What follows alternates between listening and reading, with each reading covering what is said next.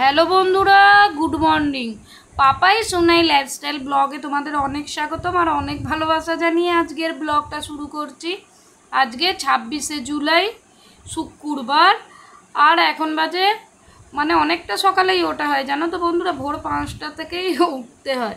উঠে বাসনপত্র মেজে নিলাম, আর 6:45টার দিকে ছেলেকে তুলে কিন্তু সোজা বাথরুমে পাঠিয়ে দিয়েছি। কারণ হচ্ছে ছোট মানুষ তো, ওকেও তো স্কুলে যাওয়ার জন্য তৈরি করতে হয়। এই ফাঁকে বাবাকে বিছানা থেকে নামিয়ে বিছানাটা ঝেড়ে নিচ্ছি। বিছানাটা ঝাড়লে কি বলো তো বন্ধুরা, একটা কাজকর্ম সব রেডি হয়ে যায়, আর বিছানাটা ঝাড়লে ভালোও লাগে ঘরদোরটা। সকাল থেকে উঠেই কাজে হাত দিতে হয় বুঝলে, ভোর 5টা থেকে। আর এই ঘরে এসে দেখো না, সব বাড়ির লোকজনকে দেখেছো, গামছা ফামছা যেখানে যে যা পারে রেখে দেয়, আর করার ভেতর তো কেউ নেই, একটাই মাত্র লোক। ওই জন্য একটু কষ্ট হয়েছে, সারাদিন চেঁচামেচি করি, কাজ করি। কি আর করবো বলো, যা সংসার যেমন তাকে সেই হিসাবে চালাতে হবে বা চলতে হবে। মানুষ হচ্ছে সময়ের দাস বা অভ্যেসের দাস। অভ্যেস যেমন করবে মানুষকে, সেইভাবে মানুষ চলতে পারে। চলো বিছানাটা ঝাড়া পোছা করে নিয়ে এদিকে দেখো, কালকে রাতে রুটি করেছে, এমনি কিছু না, রুটির ভুষোগুলো পড়ে আছে। গ্যাসটাও মুছে মাছে নেবো, ছেলে যাওয়ার আগে খানিকটা কাজ করে নিলে না ওদিকে খুব উপকার হয়। কারণ ছেলেটাকে আবার আনতে যেতে হয়, ছুটি হয় 9টার ভেতর রান্না কমপ্লিট করে। ওই জন্য একা রাতে করলে না তোমাকে তাড়াহুড়ো করে কাজকর্ম করতে হবে।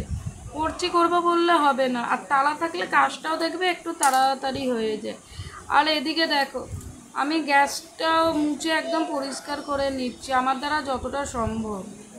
একটু সাবান দিলে ভালো তো, কিন্তু সকালে আর একদম সময় নেই, রান্নাবান্না করার পর আবার সাবান দিয়ে মুছে দেবো।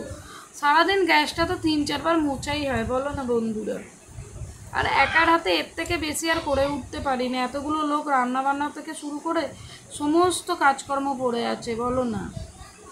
চলো, আর ওদিকে ছেলেটা বেরিয়েছে, যাই ছেলেটাকে তৈরি করে স্কুলে পাঠাই। ফোটা বৃষ্টি পড়ছে জানো তো, ওই জন্য ছেলেটাকে রেনকোট পরিয়ে দিলাম। মাঝে মাঝেই রেনকোট পরাতে হচ্ছে, গুঁড়ো গুঁড়ো বৃষ্টি হলে, কারণ সাইকেল নিয়ে অতটা যাবে তো, মাঝের মধ্যে যদি ভিজে যায় তাহলে কি হবে বলো না বন্ধুরা। বাচ্চা কাচ্চা বলো কি বড় মানুষ বলো, সকালে ভেজা ভালো। আর রেনকোটটা আগের বছরই কেনা হয়েছিল, তার আগে খুব স্কুল কামে, ছাতা নিয়ে মুষলধারে বৃষ্টি পড়লে না যাওয়ারও অসুবিধে।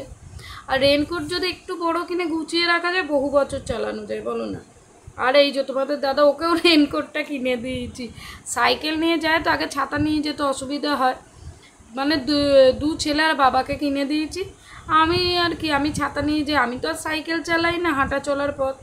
আর ওদের সাইকেল নিয়ে, বড়টাও সাইকেল চালায়, রেনকোটে কী বলো তো, জামা প্যান্টটা পরলে ওদের সুবিধে। ছোটোটারও প্যান্ট আছে জানো তো, কিন্তু ছোটোটার প্যান্টটা এত বড়, মনে হয় 2 বছর পর বার করতে হবে। ওই বললাম একটুখানি বড় কিনে নিয়েছি। এসব জিনিস তো 2-3 মাসের জিনিস, ছোট কিনে তো লাভ নেই বলো না বন্ধুরা। আর এই যে ছেলেকে ছেড়ে আবার চলে এসেছি রান্নাঘরে, এসে নাইটিটা আগে চেঞ্জ করে নিলাম। আর এত পরিমাণ গরম পড়েছে, নাইটি চেঞ্জ করে করেই রান্নাবান্না করতে হচ্ছে জানো তো। ধরো এই রান্না করতে করতে ওটা কাচাকুচি করলাম, ভিজে গেল। বললাম না, একা মানুষ, যখন যেমন সম্ভব তখন তেমন করতে হয়। চলো এদিকে চাটা করে নিই, চাটা করে ঘরে চলে যাই। চা না খেলে আর পাচ্ছি না, অনেকগুলো কাজই হয়ে গেছে সকাল থেকে। একবারে চা খেয়ে আবার রান্নাবান্না করতে হবে। এদিকে চাটা মোটামুটি হয়ে গেছে, দুধ চাই খাচ্ছি। তোমরা হয়তো বলতে পারো দুধ চা রোজ রোজ খাওয়া অভ্যেস ভালো না, কিন্তু বললাম মানুষ অভ্যেসের দাস, অভ্যেসটা একদম ছাড়তে পারছি না। আর তোমাদের দাদার তো সুগার আছে, চিনি খায় না, দুধও যদি না পড়ে তাহলে চাটা খাবে কি দিয়ে।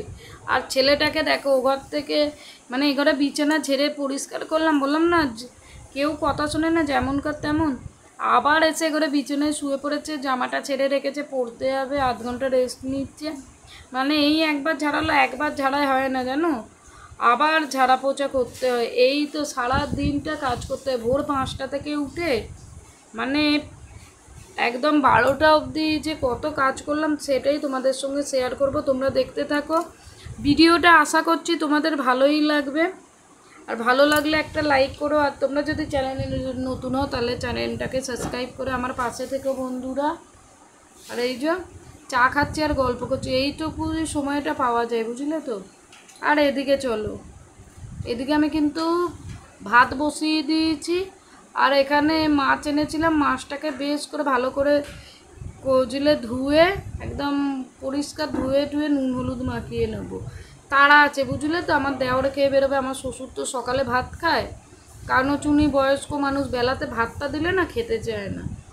আমার সঙ্গে বুদ্ধি কাটিয়ে লাভ আছে, দিনের পর দিন ভাতটা দিলে খাচ্ছিল না, আমিও বুদ্ধি করে দুদিন দেখলাম সকালে ভাতটা দিয়ে দিলাম। সকালে বয়স্ক মানুষরা উঠলে তাদের কি বলো তো, ঘুমটা একটু হলেও তো ছাড়ে, আর খিদের টানটা থাকে, দেখি ভাতটা খেয়ে নিচ্ছে। যেটা জল খাবারে আমরা 9টার সময় মুড়ি, কেউ রুটি, যে যেমন খায়। আর চলো মাছে নুন হলুদ মাখিয়ে বেশ কিছু সাবান খেয়েছে এলাম, জানো তো বন্ধুরা, সাবান খেয়েছে, নাইটি আবার চেঞ্জ, বললাম না মাঝে মাঝে ভিজে যায় নাইটি। চলো তাহলে, আর এদিকে টপ টপ করে কাজকর্ম করে নিচ্ছি, বললাম না 1 মিনিটে। সকালে নিঃশ্বাস ফেলার সময় থাকে না, তারপর বাজার দোকান নেই, মনে হচ্ছে আজকে বাজারে। আর ওদিকে দেখো ফ্যানটা গেলে দিলাম কিন্তু তোমাদের সঙ্গে কথা বলতে বলতে। আর এদিকে মুড়ো ডাল করবো বলে মুড়োটাও ভেজে নিচ্ছি। চলো তাহলে, একদম সম্বাদ দিয়ে দিই বা সাঁতলে দিই, যে যেমন বোঝে। গ্রামের দিকে হয়তো সাঁতলানোটাকে সম্পদ দেওয়া বলে। তাহলে চলো, ওদিকে কিন্তু আমার ডালটা হয়ে গেছে রেডি। আর একটু ঘি দিয়ে দিলাম, একটু বেশি ঘি দিয়েছি, জানো তো ঘিটা আজকে পড়েও গেছে বেশি। ঘি একটু দিলে না খেতে বেশ ভালোই লাগে, জানো তো বন্ধুরা, খারাপ লাগে না খেতে। ডাল করছে, একটু ভাজাভুজি তো করতেই হবে, কারণ ভাজাভুজি ছাড়া ডাল খাওয়া যায় না। অনেকের বাড়িতে খেয়ে নেয় অবশ্য চচ্চড়ি দিয়ে, কিন্তু আমাদের বাড়িতে তো ভাজাভুজি করতেই হবে। আর এই যে এনাদের চা মানে পাগল করে দেবে, চা চা করে আমাকে। সকালে চা হয়ে গেলে আবারও চা করতে হয়। আর এদিকে চলো মুড়িটা টিফিন দিয়ে দিই, টপ টপ করে, বললাম না কাজ করতে হবে।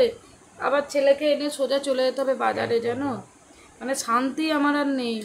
রান্নার পর আবার যা কাজ থাকে, গ্যাস পরিষ্কার করা, এই তো কাজ। খাওয়ার মধ্যে খাওয়া দাওয়া, বাসন মাজো আর খাও, এই হয়ে গেছে মেন ব্যাপারটা। গ্যাস মুছে জানলাটা দিয়ে বেরোবো, কারণ বেশ কিছু সময় থাকবো না, বাজারে যেতে হবে। ওই জন্য জানলাটা খুলে, বর্ষাকাল তো ভিজে যাবে, গ্যাসটা সামনে থাকে, মানে যতটা সাবধান অবলম্বন করা যায় বলো না বন্ধুরা।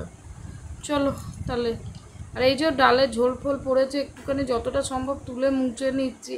আর এই তুলে মুছি না, আমার মা খুব ভয় পায়, গ্যাস জিনিসটাকেই ভয়, কিন্তু একটু তুলে যদি না মুছো, জিনিসপত্রের নোংরা তো সেখানেই থেকে যাবে। আর এই যে আমার যা কাজ, বাসনপত্র ধোয়া মাজা করা, প্রচুর বাসনপত্র পড়েছে জানো তো বন্ধুরা। চলো মেজে ঘষে যাই।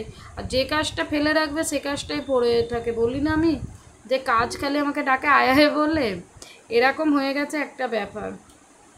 চলো, আর এই যে ঝিকটাকে ঘষে মেজে, আর সারাদিন রান্নাবান্না হয় না কি, মানে ডালটা পড়েছে কালো মতো হয়ে গেছে, দেখি কতটা তুলতে পারি, মানে যতটা পরিষ্কার পরিচ্ছন্ন রাখা যায় সেটুকুই চেষ্টা করে যাই, বুঝলে তো।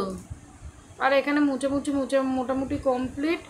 এই বাসনটা মেজে ঘরদোর মুছে স্নানটা সেরে এবার সোজা চলে যেতে হবে বাজারে, কারণ বাজারে না গেলে আমার ছেলে পুলে আরও বাড়ির লোকজনেরা খেতে পারবে না।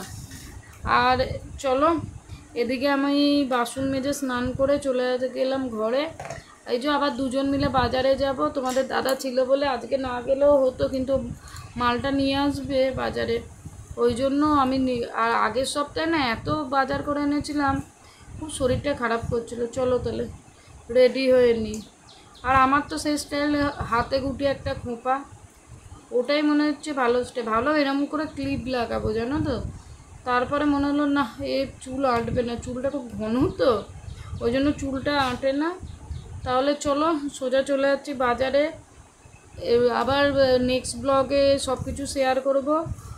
একদম রেডি হয়ে সোজা চলে যাই বাজারে। চলো ব্যাগটা নিয়ে আসছি, মানে কোথায় যে কী জিনিস রাখি তার নেই ঠিক। আর ছোটোটা বায়না চোখে নিয়ে গিয়ে মোটামুটি কদিনে বাজার করব সম্ভব বলো না, বাচ্চা কাচ্চা একই কাছাকাছি কি আমি হালকা 1 কিলো কিছু মাল আনছি, ওই জন্য ওকে নিয়ে গেলে হবে না, জানো তো, ফোনটা দিয়ে টিভিটা চালিয়ে বসিয়ে দিয়ে যেতে হবে। তাহলে চলো বাজার থেকে ঘুরে আসি, আর একদম টাকা পয়সা সমস্ত কিছু গোছ করে নিয়ে নিলাম। তাহলে আজকের ব্লগটা এই পর্যন্ত, দেখা হচ্ছে নেক্সট ব্লগে।